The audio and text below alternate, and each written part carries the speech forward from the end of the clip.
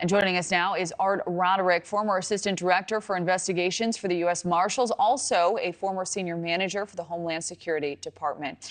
Wonderful to have you, Art. What a case. So how do investigators go about finding other potential victims over such an enormous area? It is a large area, and it really encompasses 12 different states. I've looked up his background and found that he actually has addresses in 12 different states. So what's going to happen here is the FBI is going back and recreating this individual's life. He's 29 years old, and over, I'd say from 2015, 2016, he has lived in 12 different states. There's addresses that go back that far. So they're going to have to go back and really recreate his life from teenager all the way up until this point here and try to match that time frame up with individuals that are missing or have been sexually assaulted. And I think the two key parts here, I know in his notes he said leave the cell phone home, but I still think that the cell phone and his DNA going into CODIS could be a break in this case that could also turn up other cases. Wow. And the FBI says the suspect may have used other methods of gaining control of women, including drugging their drinks. Do you think it's possible some victims don't even remember what happened to them, complicating this case?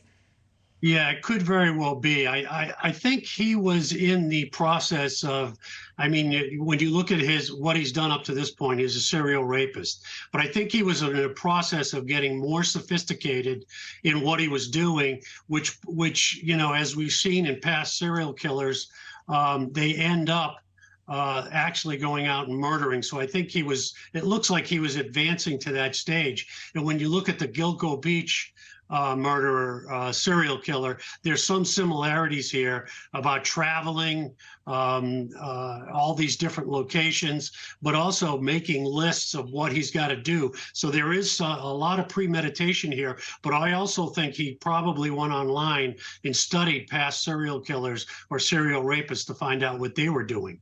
Oh, we're certainly happy if that is the case, that he was stopped. What stands out to you most about this suspect? He seemed very methodical, wearing police clothes, having this area that we're taking a look at right now in his home ready to bring victims to. What sticks out to you the most?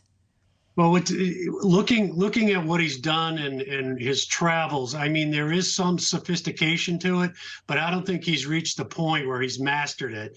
And luckily, because of this victim coming forward with a very detailed description of the individual and knowing where she was kept at that particular house, that's the key to breaking a lot of these cases. It's either DNA, cell phones, or actually victims that survive the attack by the perpetrator. And I think in this particular case, we caught him before he evolved into something where, you know, we would be locating dead bodies as opposed to live victims.